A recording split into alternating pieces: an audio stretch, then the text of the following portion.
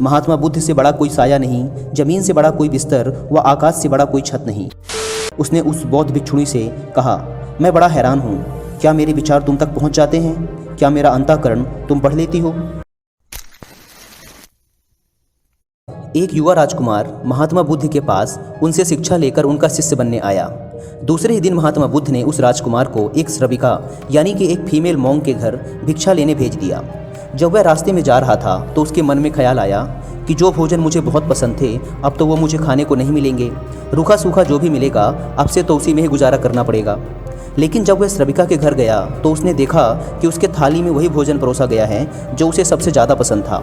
वह बहुत हैरान हुआ, लेकिन फिर उसने सोचा संयोग होगा, जो मुझे पसंद है वही आज घर में बना होगा। वह भोजन करता है, तभी उसे याद आया कि रोज़ तो भोजन के बाद वह राजमहल में 2 घड़ी विश्राम करता था, लेकिन आज तो धूप में ही वापस लौटना पड़ेगा। लेकिन तभी उस श्रविका ने कहा, भिक्षु बड़ी कृपा होगी अगर आप भोजन के बाद 2 घड़ी विश्राम कर लें। राजकुमार बहुत हैरान हुआ कि जब वह विश्राम के बारे में सोच ही रहा था तभी श्रविका ने भी उसे विश्राम के लिए कैसे कह दिया। फिर उसने इस बात को यह सोचते हुए टाल दिया कि संयोग ही होगा।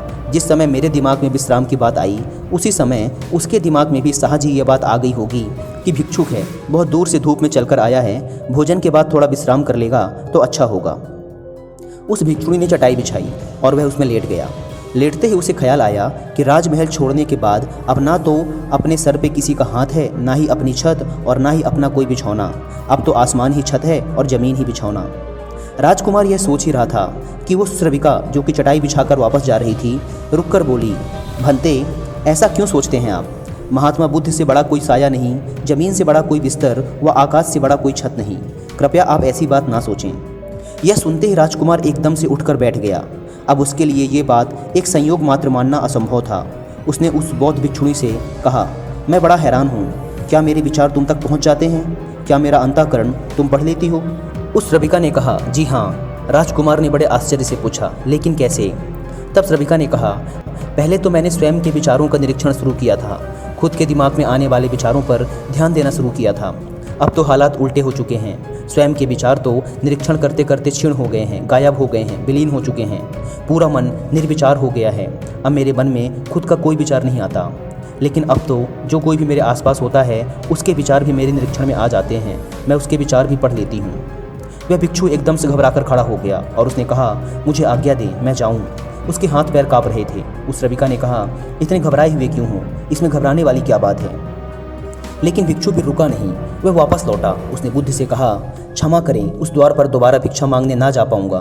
बुद्ध ने कहा, क्यों? तुमसे कोई गलती हुई? वहाँ कोई भूल हुई तुमसे?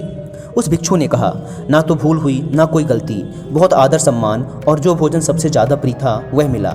लेकिन वह जवान श्रविका दूसरे के मन के विचारों को पढ़ लेती है। यह तो बड़ी खतरनाक बात है, क्योंकि उस सुंदर जवान श्रविका को देखकर मेरे मन में तो काम वासना भी उठी थी, विकार भी उठा था। उस वीडियो को लाइक करके कमेंट में नमो बुद्धाय जरूर लिखें। उसके लिए कुछ गलत विचार भी उठे थे, वो सब भी पढ़ लिया होगा उसने। अब मैं वहाँ कैसे जाऊँ? कैसे उसके सामने खड़ा हो पाऊँगा? उससे आंखें कैसे मिला पाऊँगा? मैं उसके पास दोबारा नहीं जा सकूँगा। बुद्धा, मुझे क्षमा करें। बुद्ध ने कहा, वहीं जाना पड़ेगा। अगर ऐसी क्षमा मांगनी थी तो भिक्षुक बनने की कोई ज़रूरत नहीं थी।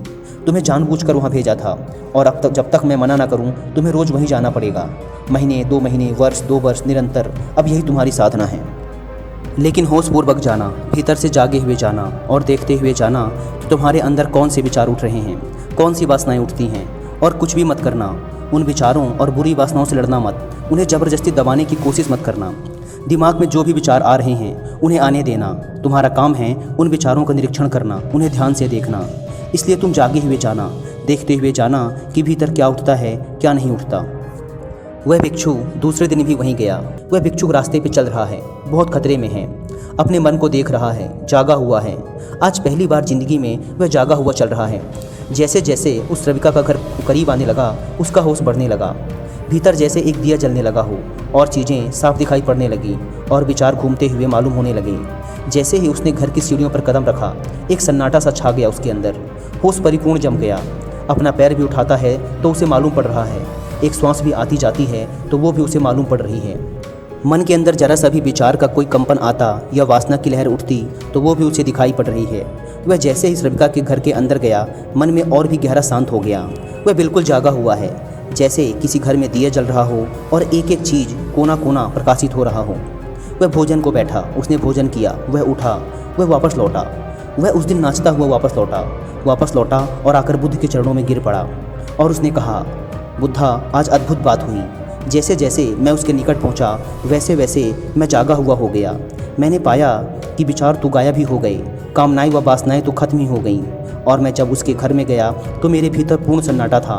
वहाँ कोई विचार नहीं था, कोई वासना नहीं थी, वहाँ कुछ भी नहीं था। मन बिल्कुल शांत और निर्मल दर्पण की भांति था। बुद्धा ने कहा, इसी बात के लिए वहाँ भेजा था। कल से वहाँ जाने की कोई ज़रूरत नहीं है। अब जीवन में इसी भांति जियो जैसे तुम्हारे विचार सभी लोग पढ़ रहे हों। अब जीवन में इसी भांति चलो जैसे जो भी तुम्हारे सामने हैं वह तुम्हें जानता है, तुम्हारे अंदर देख रहा है, तुम्हारे विचारों को पढ़ रहा है। इसी भांति चलो और अंदर जागे रहो। जैसे जैसे जागरण बढ़ेगा वैसे वैसे विचार वासनाएं खत्म होती चली जाएंगी। जिस दिन जागरण पूर्ण होगा उस दिन तुम्हें जीवन में कोई कालिका, कोई विचार शेष नहीं रह जाएगा। उस दिन एक आत्मक्रांति हो जाती है। इस स्थिति के जागने को, इस चैतन्य के जागने को मैं कहता हूँ विवेक का जागरण। सोचिए, अगर आपको पता हो कि यदि आप किसी लड़की के बारे में गलत सोच रहे हैं और ये बात उस लड़की को पता चल जाएगी, तो क्या आपका मन ऐसी बातें सोचेगा? नहीं। दोस्तों, यदि हम इस प्रोसेस को कई दिनों तक करते रहे तो हम पाएंगे कि हमारा दिमाग विचार शून्य हो गया है। ये केवल वर्तमान में जी रहा है, वर्तमान की चीज़ों को देख रहा है, उसी का साक्षी है।